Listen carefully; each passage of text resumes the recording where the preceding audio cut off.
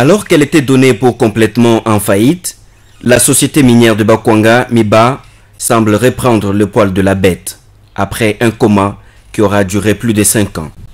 En 2011, soucieux de la reprise des activités de la MIBA, l'État congolais avait diligenté la certification de l'un de ses 13 massifs à Kimberley, appelé Massif 1, en vue de connaître la vraie valeur de la MIBA. Ce, en prévision de la recherche de financement sur le marché mondial. Mais cette opération, exécutée par la société sud-africaine SRK, patine aujourd'hui à cause de la vétusté des engins et matériel de forage. Entre-temps, la MIBA réalise, avec les moyens des bords, une petite production destinée à subvenir aux besoins minimums de son personnel et se maintenir elle-même en activité en attendant les moyens qui s'imposent pour la reprise effective de ses activités. Malheureusement, la MIBA continue à faire face à plusieurs défis à relever, à savoir le déficit énergétique de son barrage hydroélectrique en dépit du potentiel existant sur ce site dont dépend la fourniture en eau potable et électricité pour la population de Mbuji-Mayi. L'invasion de son polygone minier par des creuseurs clandestins qui écrèment ses réserves. La spoliation de ses concessions foncières minières, la paie de son personnel et l'acquisition de l'outil de travail adéquat. Regardez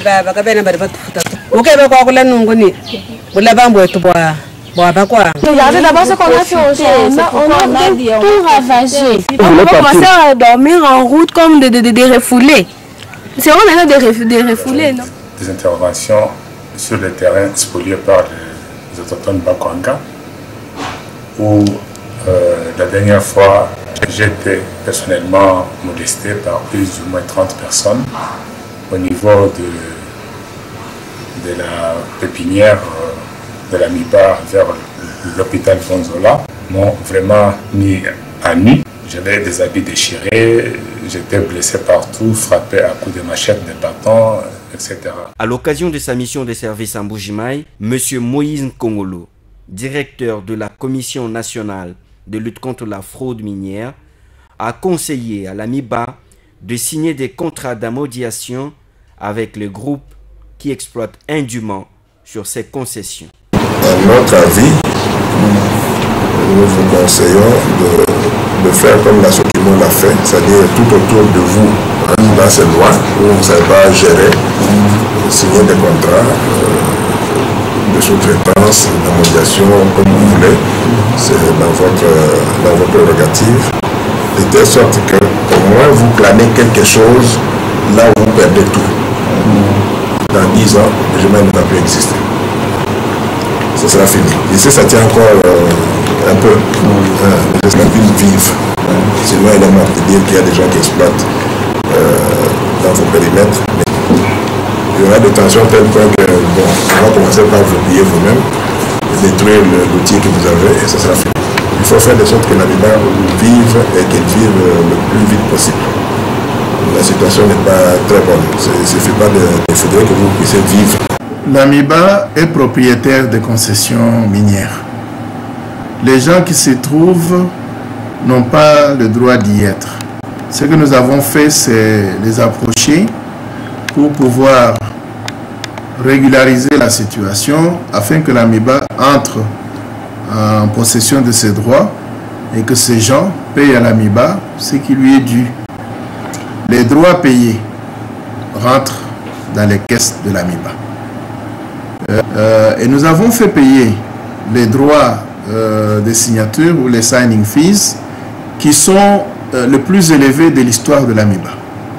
Parce que quand vous comparez les 8 périmètres qui ont été donnés à DIA, entre MIBA et DIA, qui a donné naissance à SMDL, la MIBA a perçu 450 000 $ pour 8 permis. Et ces permis sont aujourd'hui cédés. Quand vous regardez les contrats qui ont été signés entre la MIBA et les Russes et les Canadiens sur les 17 périmètres de la MIBA à Chikapa, le périmètre de diamant. Les signing fees peuvent à la limite avoisiner quelque chose comme 80-90 000 $.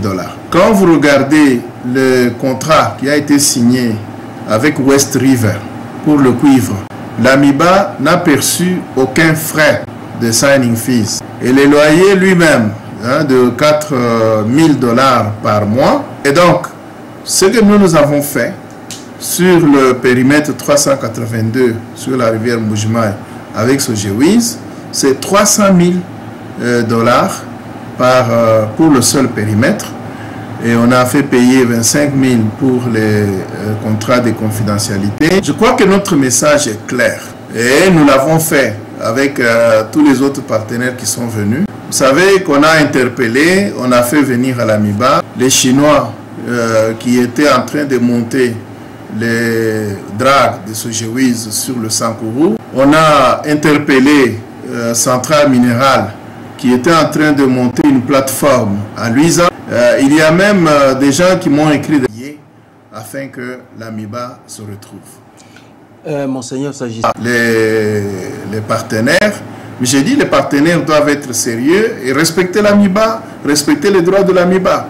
Et donc le message est clair aujourd'hui que quiconque va s'aventurer sur les périmètres de la MIBA et ceux qui y sont encore de manière clandestine devraient normaliser la situation avec la MIBA et que nous allons prendre des mesures conséquentes. Nous allons demander aux autorités hiérarchiques dans les secteurs de pouvoir nous appuyer afin que la MIBA se retrouve. L'action de la direction donne encore beaucoup d'espoir. Aujourd'hui, les statistiques de production démontrent que l'année 2015 va être la deuxième meilleure année en ce qui concerne la production. Avec la production que nous avons réalisée, il est envisagé l'achat de quelques engins neufs à autofinance, un camion ben, une pelle excavatrice et une chargeuse. Nous devons tous rester optimistes. Quand vous avez une chaîne, tout se casse par les maillons les plus faibles. Tout le monde est appelé à être optimiste et à soutenir les actions du comité.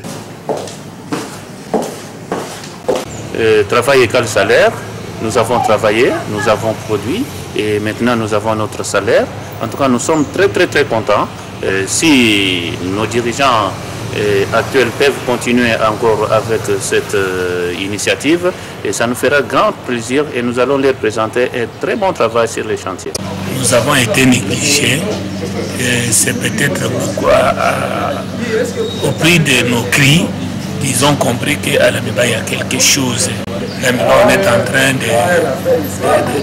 de l'achever, de l'amener petit à petit par ses dirigeants à la mort. Nous ne parlons pas des termes de dirigeants actuels, mais nous prenons l'ensemble, puisque s'ils ont pris le pouvoir, ils ont pris l'actif et le passif. Il faut nous placer dans un contexte réaliste.